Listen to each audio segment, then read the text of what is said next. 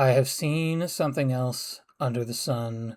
The race is not to the swift, or the battle to the strong, nor does food come to the wise, or wealth to the brilliant, or favor to the learned, but time and chance happen to them all. This is a quote from the book of Ecclesiastes, and I don't quote the Bible to throw it in your face, but it is regularly attributed to King Solomon.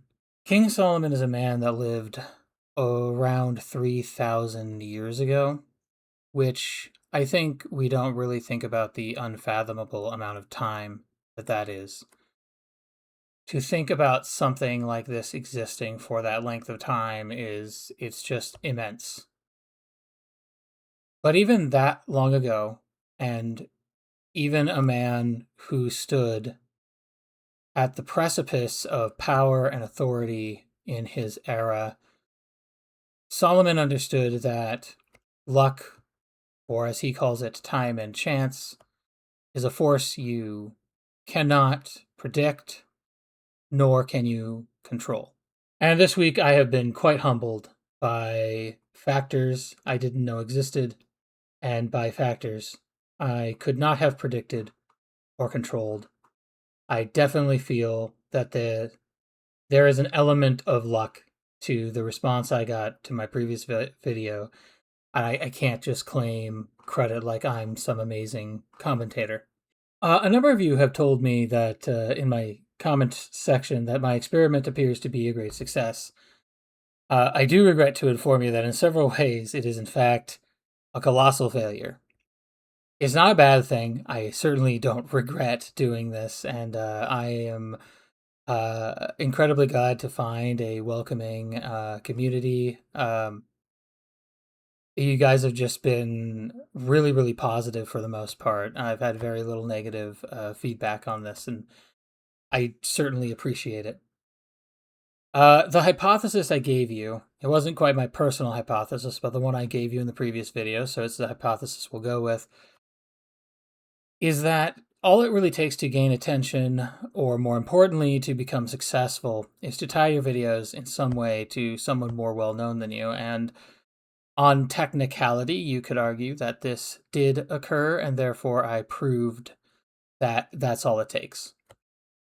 However, there are a number of factors that I did not know prior to running the experiment, and factors I could not have possibly predicted, even if I had knowledge of their possibility. These muddy the results of the experiment, so unfortunately I have to conclude that this experiment is inconclusive, and so in that way it is a failure. I can't say that this statement is definitely for sure 100% true, nor that it is definitely for sure 100% false. My personal hypothesis was that it would outperform other videos on my channel, but not by a ton. If I was lucky, it might be enough that I could slowly build an audience over time. Instead, y'all showed up and gave me a whole ass springboard that I can jump off of, and I will either fly or I will fall. And I don't know what the future will hold, but I'm going to jump nonetheless. So with all this somber, sappy reflection out of the way, let's move on to the much more exciting story of how, and more importantly, why, this experiment comes to an inconclusive thing.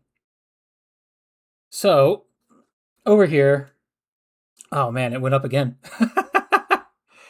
I tried to record this last night, and I had other numbers. So I have almost 900 views on the video now. To try and compare this video's reception to the reception of any other video on my channel, I can go to my content and show you. Like, the comparison is just non-existent. Here, let me do this. I'll get the... Oh, 887. Okay, so I don't have 890. I have... So, I don't know if you can see from here. I might go back to my dashboard really quick. I don't know if it tells me here somewhere. I have 112 videos on my channel. So if I go over to the content here and I look at the likes, the number of likes I've received, I have more likes on this video than I have videos on my channel. That is insanity to me. I have a little more than 100 views to go to hit 1,000 views. I'm relatively certain my best performing video to date. Oh, I can't highlight that, huh? Is this one, which has 40 views. Although I didn't actually look on my other pages to see if I had anything that outperformed that one. I don't think I do though. I think my older videos. Oh, I do. I do, in fact. The Trixie Block Ultimate Survival World. Hey, I dropped a name of somebody more famouser than me, and I got more views for it. I didn't even think about that. That is probably the only time I've done that, and I didn't really do it with thought to that. I was just like, "This looks awesome to play." Yeah. So that's like even that one, even the other time that I had a higher performing video with more views on it doesn't come close to this at all. So I have to thank you guys for showing up. But let's get into the story, the timeline, how things happened. After I posted the video on Friday night last week, so it's been a little over 7 days.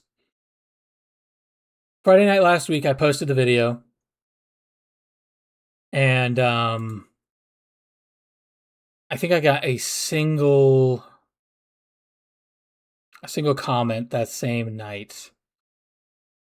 And it was this gentleman quoting some of the lyrics from Cream of the Slop, talking about sitting around our campfire light, keeping the tribe alive, living rent free in other people's hearts. I'm trying to find it here, but I'm not. Here we are. Right here. Our tiny campfire light, attention's rent for life on earth. We pay it with a grin. We live for free. We live rent free in others' hearts, so joy can wander in. This was my first comment. I really did like the poetry of it. It's very beautiful. Me and my brother saw this when this comment went up, and we're just like, kind of, oh, that's pretty, but we didn't really know what this was. In hindsight, it was the first sign of things to come. So on day 2, I received some other comments from this gentleman here, Outlaw 2. He talks about sort of his he told me how to do frame by frame. He's got a couple other comments on here where he talks about sort of his opinions on Pippa and Pippa reacting. Here he talks about he thinks it's probably better for her to just see it in her own time and not necessarily do like a big public reaction to it. And I thought that was probably better for everyone involved. So, I got those, and then I got this whole conversation I had here with X Cross Legends. I also had Eustace the Useful make some comments on this second day. I feel a little bad. I had this whole conversation with X Cross Legends here, and it took me till Thursday to figure out this was Gundam Man in the cameo section of Crybrows. The big thing that happened on Sunday, I believe it was, right? No, Saturday was day 2. I got those on Saturday. This says 6 days ago now. These also say 6 days ago now. But I think the main bulk of folks started to show up Sunday night. So, I did want to mention Eustace has a very interesting way of typing. Right here. He has a very interesting way of typing. Me and my brother, we saw this at first and we were like, just what is this? Because I had no context for who Eustace was really, other than the cat in the video, which I also didn't figure out till like a day later. But because I noticed a dunce cap and I was like, wait a minute, is that? And then here we are. I guess he must have made this comment after Skybrow showed up. I thought he had commented before, but maybe I was wrong about that. So, Sunday. I believe maybe Saturday, Lynx reacted. Or reacted, I say reacted. I mean, Lynx put a comment. And this is the first major creator that, like, I knew who they were, and I knew they were significantly larger than myself. This is the first major creator who actually commented on the channel. And I didn't know, like, what that would mean or if that would pull more people here. I saw that she had called out Skybrows for being slow, but I didn't know if that would, like, bump this in the algorithm in some way to pull Skybrows' attention this way. Clearly, you can see here he did, in fact, show up. But it's Sunday night. That's when the dam breaks. Sunday night, the man himself makes an appearance. He responds to Link. He responded to another user, which I saw up here. Yeah, right here. Where he talks about if Pippa hadn't reacted like she did, we wouldn't have this absolute banger of a song. And Skybrows agrees that this is the best timeline. And then he dropped me a big, long comment here. So he talks at length about the creative process in making this. If y'all want to pause and read this, you're more than welcome to. But he discusses the different things that I said and questions I was asking about the about certain shots and whatnot, and he both mentions some in-universe lore here regarding the coming Zucker Wars, as well as talking about some of the sort of behind-the-scenes thoughts of how he created this this video. And I love this, the Based Basilisk. That's such an awesome name for the domain expansion. So I mean, at least I'm going to refer to it now. His superpower is domain expansion Based Basilisk. So at the time that this was posted, my thought process, I believe this was Sunday night. So my thought process was, oh, that's awful nice of him. You know, I'm really glad that he's cool like that, and he talks about his creative process. And I did mention, I did like talk about that for a brief moment down here. I did not know that this degree of information in a comment for him was not common. I did not realize this was abnormal for him to do at the time of his occurrence. That having been said, if you think about this for like 2 seconds, it makes a lot of sense. Guy's got hundreds of people responding to him, reacting to him. He's got, as I'll discuss a bit later, he's got a mob of folks who go out of their way to find videos of reacts and then bring him to those reacts to comment. He probably doesn't have time in the day to make like a long, thoughtful comment like this on everybody's video. And with that in mind, it's an immense honor to have him feel that my video warranted that degree of commentary. This would be my luck. This is what muddles. This is the first thing I'm going to mention that muddles the waters of the experiment. This was luck. I have no way to predict the kind of person Skybrows is. I have no way to predict whether he thought my commentary was worthy of his own commentary or anything like that. I have no way to know that this would occur. And so I've got no way to predict for that. I've got no way to be like, oh yes, I can calculate this and figure out how it's going to affect my hypothesis. No way to do that whatsoever. This was just a blessing out of the blue. I'm incredibly honored. Thank you so much. And then on top of that, the fact that if I go back to my dashboard here, go to my posts, I'll go to my posts. Skybrows also made a post on his page, talking about my video and saying that he left a lore dump there. He specified that he left a lore dump there. I also didn't know there was a crowd of people who live for the lore dumps, and so I had This is like the moment the dam broke. He leaves the comment, then he goes to his channel and says, "I left a lore dump here with the lore master." And from this point forward, for the next several days, every time I checked in on my video, I had like 10 or more views on the video. Like I check on it every couple hours or so just to see how it was doing, and the numbers just climbed and climbed and climbed. Like this is the moment the dam broke. So prior to that, I had like a couple hundred views, and that was more like what I kind of assumed the result would be.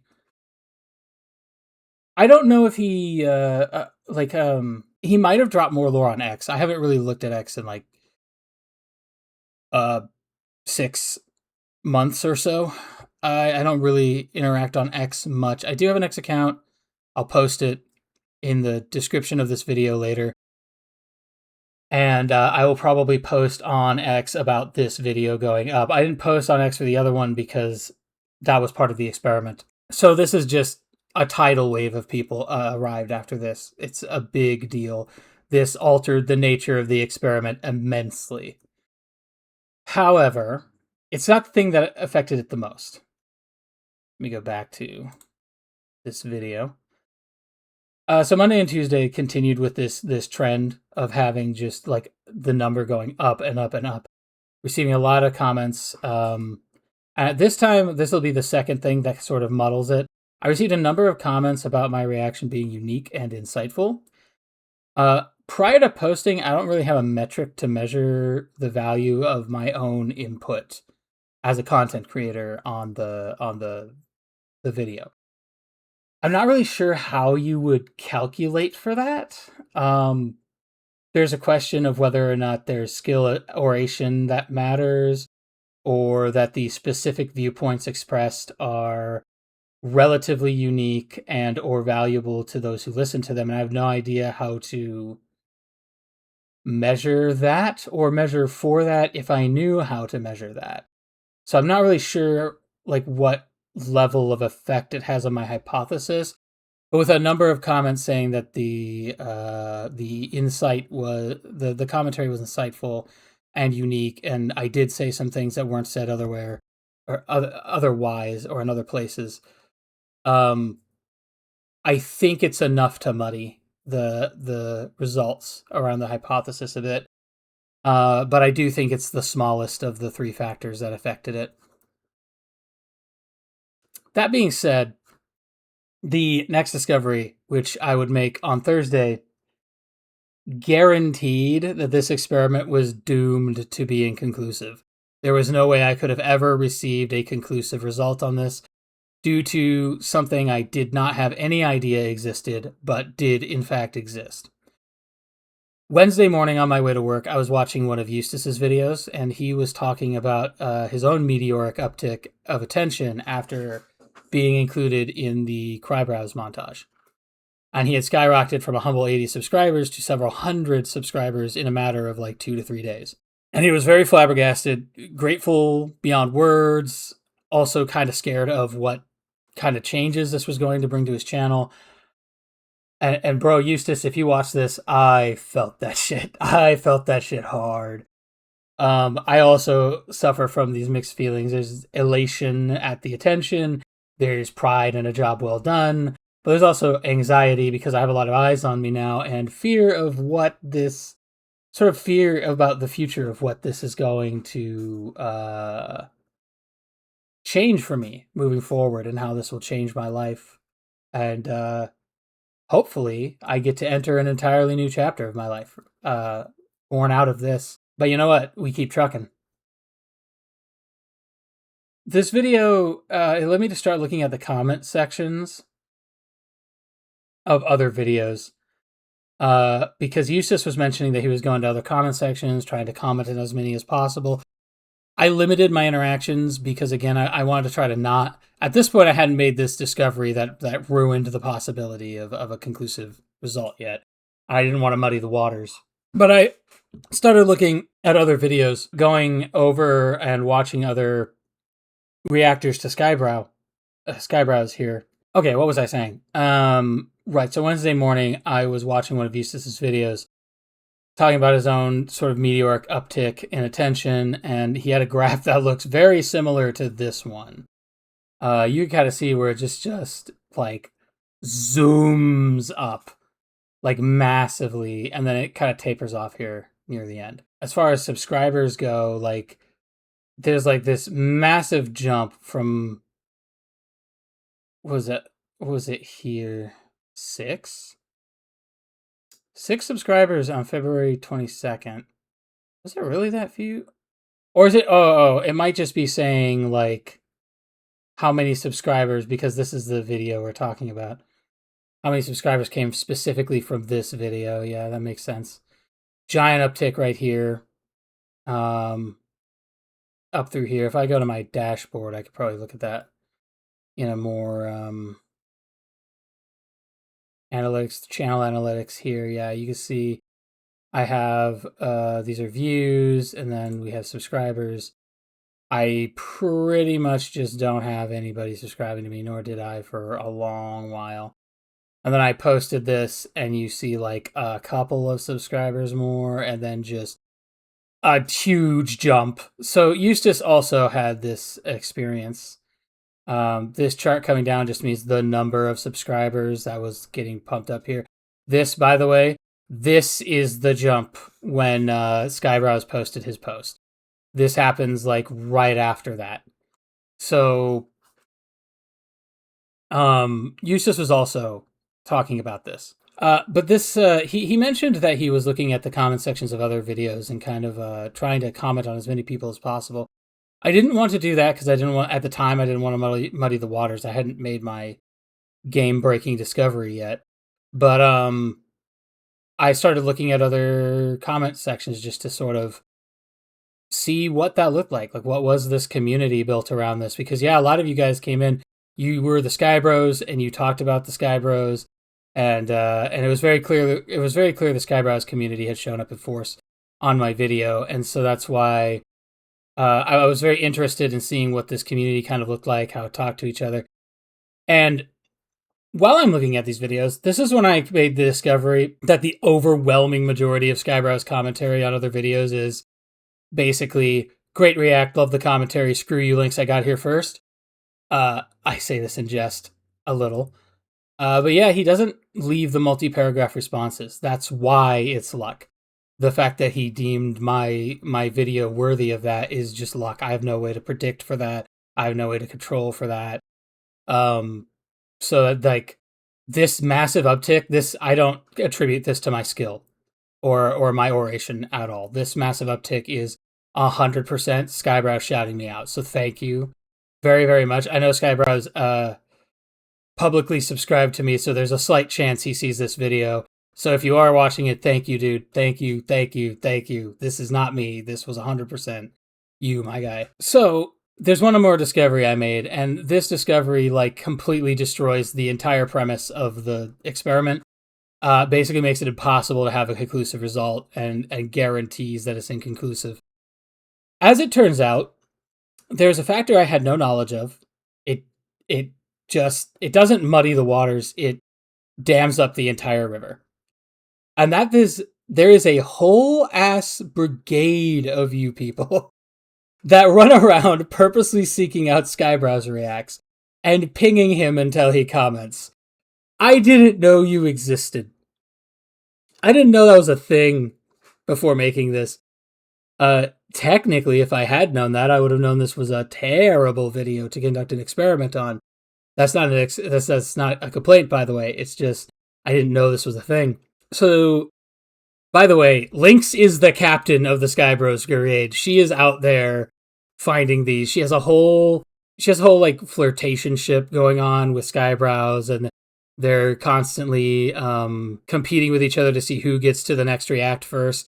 None of that. I didn't know any of that. To me, this is like a crazy world of stuff I have not even looked into until now. So in short, the experiment is inconclusive, but the experience is something I would not give up for the world. You guys have given me the only real shot I've ever had at becoming a real content creator that, creates an audience of their own. And God is my witness, I'm going to do everything I can to build that from here on out. Speaking of which, let's talk about future content for a bit. I think it's fairly obvious that reacts will need to be folded into my future content. I would like to react to more than just Skybrows and the Skybros. That being said, next react will definitely be Million Amelias. It scratches a different itch than Crybrows did. Crybrows was like the narrative, putting a puzzle together narratively kind of itch. But A Million Amelias scratches my history itch. There's a lot of history that he brings up in that video, and I love history. In fact, one of my favorite moments in world history is mentioned in that video, so I've got to talk about it. Reacts will likely become my most commonly uploaded videos.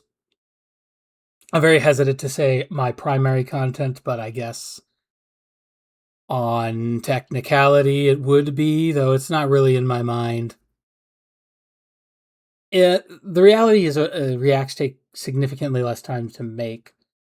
And if the Crybrows react has anything to go by, it doesn't just take significantly less time to make. It results in immensely more results than some of my other ones.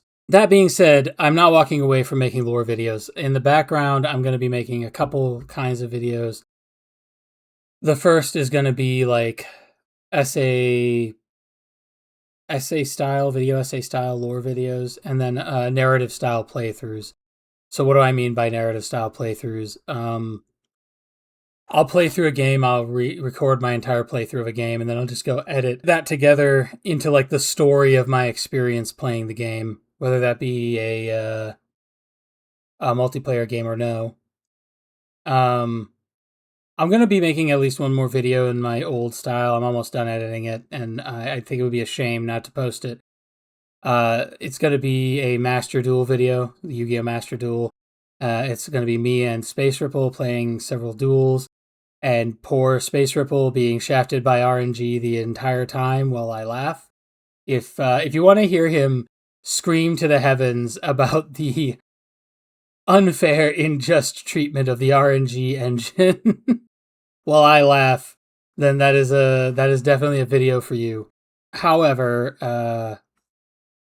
that'll probably be the last one in my old style for a while. I still kind of want to finish the Doom videos. Some of you probably can't even see my Doom video because it's rated 18 plus. I did that, by the way, not YouTube. I just figured I'm personally of the opinion that if you're gonna put immense or egregious amounts of viscera on a screen, that's not really something a little child should be exposed to, in my opinion. So take that as you will. That's my own personal take. I'm considering streaming again, but I'm only going to do that if there's a demand for it. Streaming does add a layer of interaction, something I've seen a lot of other reactors be able to do, especially on Skybrow videos. He's going, I don't really know who that is. And then like 10 seconds later, someone in chat goes, oh, that's Eustace the Useful. That's Lord Intellectual. Streaming is something I would like to do. If I do stream, it'll be on the weekends. I have one of those disgustingly normie jobs that makes me work a normal set of hours during the daytimes of Monday through Friday. So, sort of the last kind of content I'm going to look to make going forward in the future. I've been, to some degree, I've been inspired. I've been inspired to use AI to make some animated shorts. So it won't be music videos. It'll be like narrative animated shorts, if I can say anything about it. And it's going to be talking about sort of it.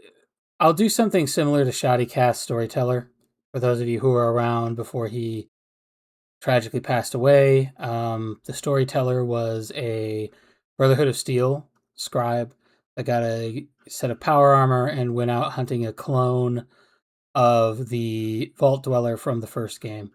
He basically had to chase him all the way across the US.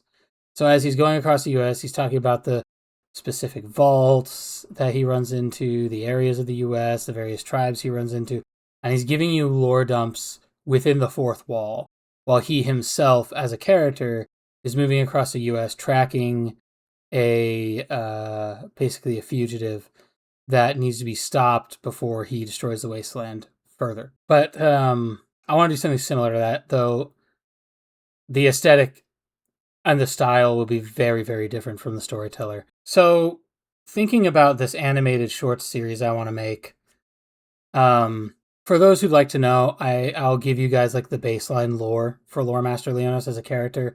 I'll just do that quickly before wrapping up the video. If you guys came here to see my sort of thoughts on the experiment and what kind of future content I was going to create, I basically yapped about that already. I've yapped quite a bit. It's been 40 minutes already, and I'm going to go over my 40 minutes that I originally allotted for myself covering this next part.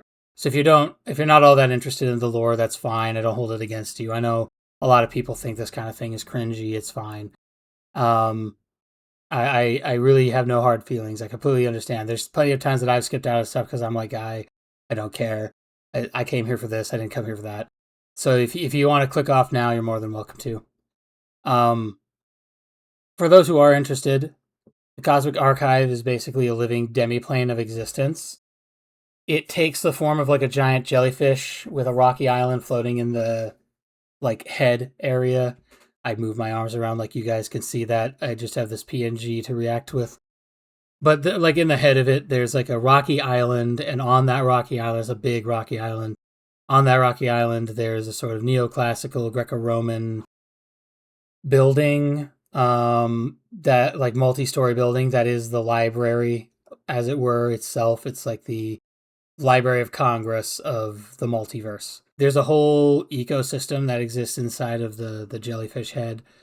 There's no plant life on the specific island, but there are like things that take the form of like planktons and a lot of underwater, undersea, but there's no water inside of the head, or at least I don't imagine it that way. They just sort of float there. The archive feeds by passing the sort of jellyfish tendrils and tentacles. They kind of pass ethereally through universes, dimensions, and reality, and filter feed by absorbing information from anything that they pass through. That's why it holds the lore of a million worlds. That's why we call it the living legendarium of a million worlds. For those of you who don't know, legendarium is an old Scottish term. People associate the term legendarium with J.R.R. Tolkien because his body of work around the Lord of the Rings and the Hobbit specifically is referred to as the Legendarium. And I am a little bit leery that I might have to change that name going forward in the future, but this video is not making any money. I don't have it monetized, so I can say what I want. So its other like sort of subtitle, the Cosmic Archive subtitle, is A Living Legendarium of a Million Worlds. Legendarium is an old Scottish type of record that kind of kept like a pseudo-mythological, historical record of events that occurred in the past. Before Leonis became the curator of the Cosmic Archive, he was something else. He can't remember that something else. He has small flashes of memory occasionally plaguing him, but he's never got anything connected to each other. He's bound to the archive through an eldritch pact, and aside from those brief memory flashes from time to time, the making of this pact is the earliest memory he has. And the only thing he can glean from that memory, as far as who he may have been or what was going on prior, is that at the time of making the pact, he was on the verge of death. He does his best not to be bothered by the memory issues, and he very diligently maintains the library and its many books. I say books, but technically the medium the information is presented in will depend on the individual person who interacts with it. The archive, as you imagine it, moves through sort of an ether space between universes and sort of just passes through universes, feeding on information. And so when people visit the library at its center, it could be from a multitude of various species. And so the archive is actually capable of morphing its mediums, its informational mediums, into whatever a specific species finds easiest enough to interact with and absorb information from. It moves very slowly, the archive does, And sometimes it'll stop altogether, which Leonis refers to as docking. But I doubt the archive would think of it that way. It's more like it's just stopping to take a rest. So it'll dock like when it's inside a particular universe, usually. Whether it's moving slowly through a universe or docked at a universe, some of the tentacles are going to interface with locations in the world it is in, and they manifest as like a golden door with like tendrils that kind of spread out from the golden door, like it's not really supposed to be there. It's a sort of otherworldly thing. Like imagine you walk down an alleyway, and where normally there's like a concrete brick wall, all of a sudden you see this gold door and like like purple semi-translucent tentacles or tendrils. I don't know if I would say tentacles. It's more like veins, I guess. Might be a better way to describe it. What I'm viewing in my head, it looks more vascular. Kind of striating out from there. And if you enter the door, you're basically entering a special type of tendril or tentacle that the jellyfish has that like rapidly transports you up to the head and in front of the front door of the library, where you will be welcomed or greeted by the welcoming curator, which is, of course, myself. And with that, I think I'll sign off for now. I hope I was able to yap less than I did in Crybrows. I suppose on technicality I did by 5 minutes or so. Farewell, my curious scholars. Until next time.